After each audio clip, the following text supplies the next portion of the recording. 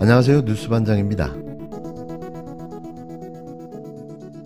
금융감독원이 자기 관할도 아닌 개별 금고 검사를 이렇게 빨리 신속하게 한 사례가 언제 있었습니까?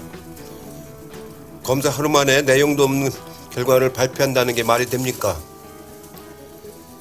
노태우 정권 때부터 36년 동안 선거를 내가 지켜봤지만 이렇게 노골적이고 뻔뻔하게 관건 선거를 기도하는 정부는 없었습니다. 윤석열 대통령의 관건 선거, 이 광란의 폭주는 쉴 새 없이 진행되고 있습니다. 대놓고 벌이는 이 관건 선거에 국힘당 선거관리위원장이라는 말이 나오고 있는데요. 반면 이번 선거를 폭망시키고 있다는 점에서 민주당 선거총괄 선거관리위원장이라는 말도 나오고 있습니다. 이 지칠 줄 모르는 관건 선거는 멈출 기미가 없는데요. 혹시 이게 탄핵 사유라는 사실을 알기는 하는 걸까요? 6일 MBC가 단독으로 충격적인 사실을 보도했습니다. 그건 총선을 앞두고 윤석열 정부가 공무원을 대상으로 관건 선거운동을 마구잡이로 벌이고 있다는 사실이었는데요. 총선 3개월 전부터 벌이기 시작한 관건 선거운동이 전 국민을 대상으로 진행하다 못해 이제는 114만 공무원을 대상으로까지 진행된 겁니다. 이건 반드시 그 책임을 물어야 할 텐데요. 관건 선거, 절대로 쉽게 볼 범죄 행위가 아니기 때문입니다. 문화체육관광부가 국회의원 선거 사전투표를 하루 앞두고 정부 부처의 공무원들이 대통령 정책 홍보 영상을 볼 수 있게 게시물을 올려달라고 요청한 것으로 드러났는데요. 선거 개입이 아니냐는 공무원들의 반발에 일부 부처는 해당 영상을 삭제하기도 했습니다. 얼마 전 국방부도 윤석열 대통령의 강연을 장병들에게 특별 교육하라고 지시했다가 철회하는 일이 있었는데요. 공무원들을 자신의 도구나 수단쯤으로 여기는 거죠.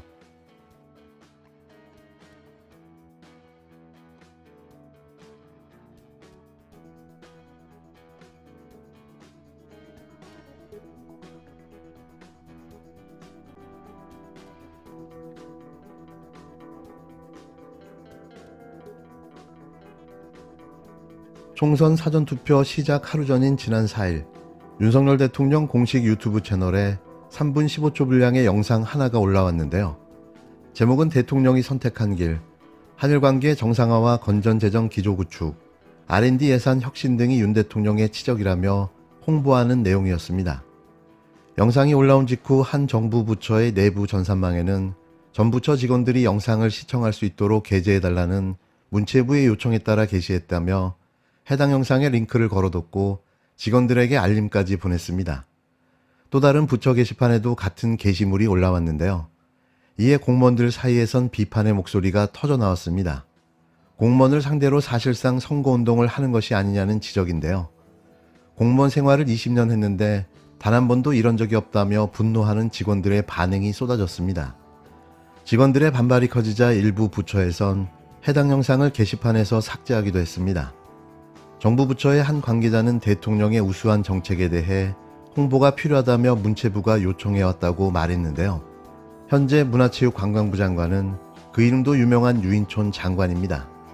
MB 시절 문학의 블랙리스트로 이름을 날린 바 있는 장본인인데요. 역시나 다를까 이번에도 크게 한 건 한 겁니다. 이에 대해 문체부는 공무원들이 행정수반인 대통령의 국정기조와 추진과제들을 공유하는 건 당연히 해야 할 일이라고 밝혔는데요. 그런데 굳이 그걸 사전선거 전날에 해야 하는 걸까요?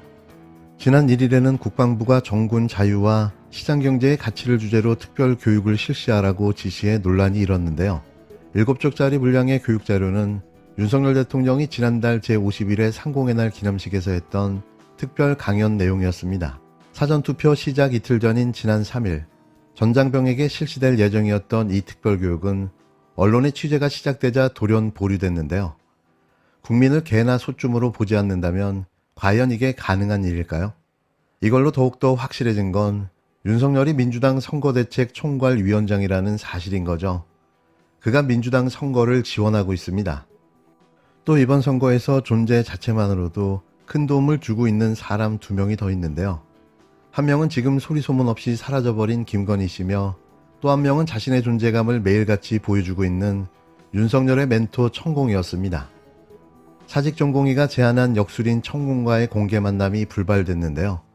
천공은 7일 오전 공개한 자신의 유튜브에서 카톨릭 중앙의료원 사직 전공의 류옥하다 씨의 만남 제안에 대해 나를 망신주려 했다며 무례한 것이라며 거절 의사를 분명히 했습니다. 그 언론에 해갖고 그 공개를 해갖고 어떤 장소로 나오라 하는데 내가 그거 나가면 누가 생계를 하나 가져와갖고 망신 줄라고 던지면 그럴라고 나오라고 하는 거밖에 안 되니까 좀 무례한 거죠. 니 쫄았제. 여기에 또 조국혁신당 대표의 발언이 다시 소환될 수밖에 없는데요. 매번 자신의 존재감을 알리기 위해 매일같이 관종짓을 서슴지 않고 있던 그가 이걸 마다할 이유를 알 수가 없습니다. 그는 공개적으로 질문하면 공개적으로 답변을 주겠다. 아니면 방송국에서 1대1로 붙어서 불러달라며 그러면 신변 보호가 될 것이라고 말하기도 했는데요. 앞서 류옥하다 씨는 천공을 향해 현 사태에 대해 여러 차례 영상을 올린 것으로 안다. 사태 해결을 위해 천공 선생님의 고견을 여쭙고 싶다며 8일 오전 10시 회동을 제안한 바 있습니다. 제안을 거부한 천공은 의료대란 해법으로 제시한 이른바 3대7 법칙에 대해 대통령에게 전달한 게 아니라 질문한 의사에게 해준 것이라며 처음에는 70%로 낮추고 그것도 안 되면 30%로 낮춘다. 30%면 무조건 해결된다는 법칙이라고 밝혔습니다. 그의 주장대로 계산하면 2,000명을 제시한 정부의 의사 정원수가 600명으로 조정되게 되는데요. 공교롭게도 이후 정부가 당초 증원 목표에서 30% 선인 600명 정도에서 조율할 수 있다는 보도가 나온 겁니다. 이에 대통령실은 이는 전혀 사실이 아니라고 강력하게 반박했는데요. 나라 꼴이 정말 엉망진창입니다. 대통령 위에 천공이 있다는 사실을 증명이라도 해준 걸까요? 이러니 못 살겠다 심판하자는 소리가 절로 나오는 거죠. 윤석열, 김건희, 천공의 맹활약으로 이번 선거의 결과가 더욱더 궁금해지고 있는데요. 투표하면 이깁니다. 투표해야 이깁니다. 꼭 소중한 한 표 행사해 주시기를 부탁드립니다. 지금 제가 수없이 말씀드렸던 것처럼 드디어 국민의힘 후보들이 눈물쇼, 엎드려 절하기 쇼를 시작했습니다. 사과한다, 잘못했다, 한 번만 기회를 더 주세요. 앞으로는 더 잘하겠습니다. 이렇게 말합니다, 여러분. 그런데 과거에도 수없이 그랬습니다. 그들의 눈물, 그들의 큰절 사과의 시효는 선거 당일까지입니다. 선거가 지나면 그들은 언제 그랬냐는 듯이 다시 원위치로 돌아갔고 오히려 그런 경험이 쌓이면 쌓일수록 그런 확신만 더 하게 됐습니다. 아, 우리가 아무리 잘못하고 아무리 나쁜 짓을 해도 선거 때 큰절하고 잘못했습니다. 엎드려 눈물 흘리면 다시 용서받고 다시 기회를 주는구나. 그래서 이들은 지금 지난 2년 동안 국민이 맡긴 권력과 예산으로 국민이 아니라 자신들의 사복을 채웠고 국민을 겁박했고 국민을 고통 속으로 몰아넣습니다. 그러고도 진정으로 반성하지 않습니다. 끊임없이 야당을 욕합니다. 여러분, 이런 여당 봤습니까? 아니, 여당이 뭘 하겠다, 야당이 반대하고 그래서 타협하고 그래서 야당 보고 발목 잡는다고 욕을 하고 흉을 보는 게 정상인데 이 정부는, 이 여당은 뭘 하자는 게 없어요. 맨날 야당 욕만 해요. 이재명 욕만 해요. 야당 하는 거 반대만 하고 거부만 해요. 이런 정권 보셨습니까? 도대체 관심을 어디다 뒀는지 알 수가 없습니다. 이해가 안 돼요. 그러고도 다시 권력을 유지할 수 있다면 그들이 국민을 어떻게 보겠습니까? 다음에 더 심하게 할 겁니다, 여러분. 지금 2년 동안 이렇게 나라를 망치고 우리 스스로는 고통 속에 살고 있는데 심판하겠다고 이렇게 다짐하고 있는데 그들이 엎드려 절하고 눈물을 흘리니까 갑자기 동정심 생겨서 그들을 용서하면 그들은 이제 더 국민을 무시할 겁니다. 여러분, 우리가 선량한 국민들 아닙니까? 누군가가 눈물 흘리면 공감하고 안타까워하고 동정하지 않습니까? 우리 국민들의 그런 착한 심성을 그들은 악용합니다. 눈물도 종류가 있어요. 눈물도 고통과 슬픈 약자들의 눈물이 있기도 하고 이거 잡아먹기 쉽게 하려고 흘리는 악어의 눈물도 있는 겁니다.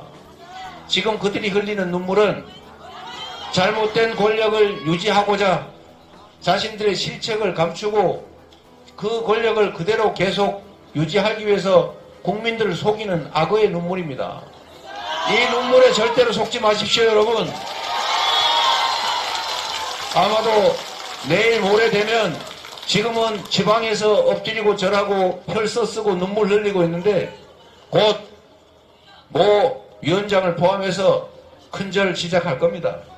그럴 때 여러분 이 꽉 물고 정말 우리가 연민해야 될 것은 내가 앞으로 정치의 실패로 국정의 실패로 흘리게 될 내 눈물, 또 이 나라가 잘못돼서 우리 다음 세대들이 고통 속에 흘리게 될 그 눈물, 그리고 지금 이 순간에도 먹고 살기 어려워서 이자 못 내서 월세 못 내서 자식들 가족들 끌어안고 이 세상 어떻게 해버릴까 이런 생각하면서 흘리는 그 서민들의 그 고통스러운 그 눈물을 연민하셔야 됩니다.